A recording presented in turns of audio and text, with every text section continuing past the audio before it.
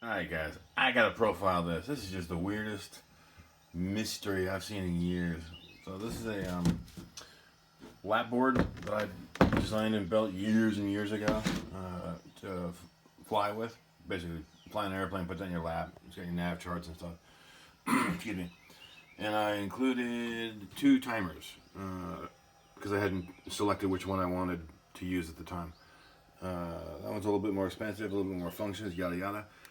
Here's just the Radio Shack timer for doing timing of turns, and it doesn't matter what. The whole point is, I pulled this thing out of my flight bag like a week ago, and the first thing I noticed was this damn thing is still on. It's still working. I haven't changed the battery in this thing in probably, I want to say 10 years. I mean, it's been years since, and this thing has been sitting in a bag on a shelf, so I just can't, for the life of me, the damn thing still works. I'm flabbergasted. I cannot explain. I've had so many devices fail and batteries get rotten and yada yada yada. I'm almost afraid to open this thing up. I don't know what I want to find. The fact that this thing hasn't died in that long either means Radio Shack has some kind of alien technology on board, and somehow it's, that LCD does not turn off. It's been sitting in here, there's no solar, and wow, it's just weird. Just sweet mystery of life. I can't explain it. Freaking me out. Alright, I had to do it. So I'm not going to pull the battery, but it's just a standard Duracell AAA battery in this thing. So I should probably send this video to Duracell. Talk about a product endorsement. Hey, you've got one battery that's powered a device for 10 years without being recharged. It's not even a rechargeable battery, for Christ's sake. Plot thickens. Oh, baby. Oh, baby. I know you like that.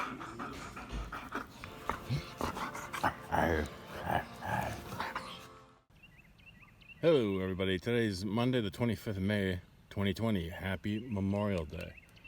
So let me tempt fate here a little bit. I always worry about getting the Darwin Award for any given calendar year. So anyway, here's what I'm doing.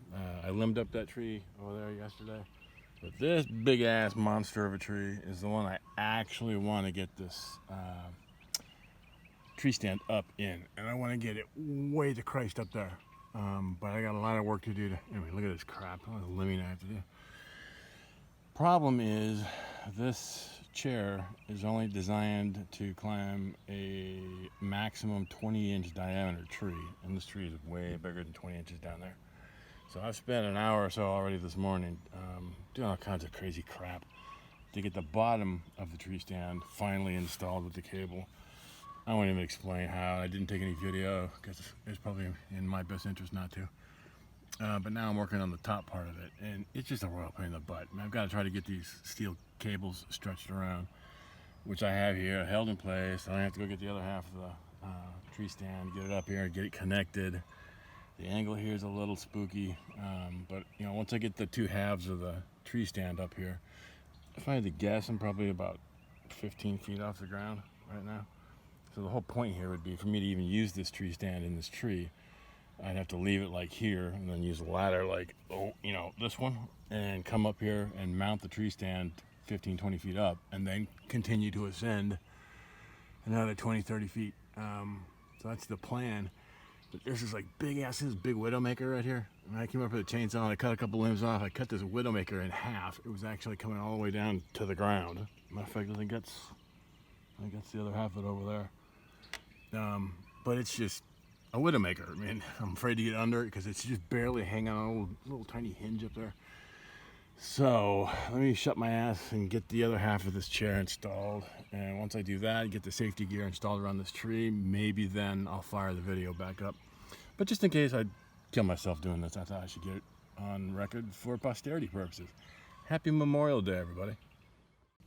Well, alrighty then. So I got the two halves of the tree stand mounted that far up. I'm gonna climb this ladder and try to mount the stand. I've got some of the safety gear up there. But I'm getting serious when I bring out the higher grade helmet, not just the forestry helmet. And I went so far as to put my old military rappelling gear on. So, and I got a rappelling rope there, so I'll take up some rappelling ropes and another layer of security just in case I have to rappel down from up there if something fails. Anywho, onward and upward. Crack my own ass up sometimes. So I'm way the fuck up here in this tree, and I had to rope into a Rescue 8 descender. I haven't used one of these for 10-15 years. So I'm in here and I'm getting clipped in. I'm like, you know what? I'm not 100% sure I did it right. So I fired up YouTube, watched the video real quick on YouTube, and confirmed I did it correctly. Alright, so I got transitioned. Well, the exercise here was to figure out a way to ascend the ladder. And this ladder is at like maximum extension, so it's unstable. So I just had to really take my time. Got into the chair, and I'm on the, standing on the platform. I'm sitting on the rail. I've got 3 redundant safety systems. I've got the ladder prussiked into the chair itself. I've got my fall harness connected to my hunting harness, and then I've got a rappelling line anchored with a Rescue 8 going down just in case I had to rappel. So I'm covered there, and then there's another product. It's gonna be pretty cool. I'm just not ready to test it yet, but I've got it set up for the third line. It's basically an emergency descender.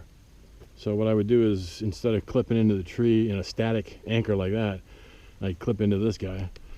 And long and short of it is, and I still have to test it.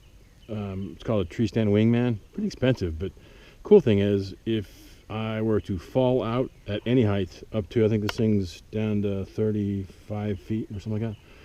But if you jump or fall or whatever, this thing will let you kind of slowly, just without hands-free. So if I were to clip into that and jump off, I'm going to swing a little bit, but it would just slowly let you down at a safe speed until you touch the ground. Pretty slick device, but I'm not going to test it, not from this height. I will test it here eventually, but I did hook it up just to have it as a third redundant safety system if I needed it. But that's, I think, what I'm going to do for now. I think I'm going to take a break. It was just kind of stressful just getting to this. So I think I'm going to take a break and then get the chainsaw up here and start cutting some of these limbs out here. But if you look at these limbs, I've learned from experience, man, I really got to be careful. Man, I don't know about you guys, but I've watched enough YouTube videos of classic fails or Darwin Awards or whatever, where somebody comes up here and takes a chainsaw and cuts a branch, and the branch comes down, hits him in the head, knocks him off the ladder, and kills him. And some of these branches, that one in particular, I mean, that's a couple 100 pounds of wood. Plus it's all gangly because it spider webs out. So I'm gonna have to almost be on the back side of this tree when I limb that one off. So I've got about 180 degrees of clearance, and it can't kick back like with a chainsaw and hit me. But it looks like I got to get this one first, and there's a couple little ones on this side that have to go first, and then there's this goddamn thing. It's like the bane of my existence. Anybody that knows me knows I got issues about getting impaled. It's kind of funny. But this Widowmaker, I mean, look at this stupid thing. I've tried, it's just barely hanging on up there. I've tried to wiggle it. Nope. So I'm gonna have to get up there with a chainsaw, but I mean, you know what I should do is I should rope this to the tree just so it doesn't free fall. I mean, look at this thing. This is what I was talking about, being impaled. If I were to switch over this ladder and go down, and let's say this stupid thing was to fall, it's like a medieval weapon. Look at those 2 spikes. You catch one of those in the head or in the eye or something like that, you're done. And that's what's got me all nervous about this shit. Hooey, of course, Hooey hits right under it. Hooey! Hunter, get your ass out now. Out, or you're going to get locked up. Keep going. Tell your story walking, bimbo. Keep going. Dingbat. What the hell? Since we're here, might as well test the rappelling system. don't know if I trust that knot or not.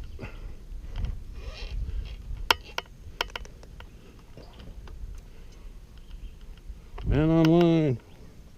Well, I tell you, I haven't rappelled in years, but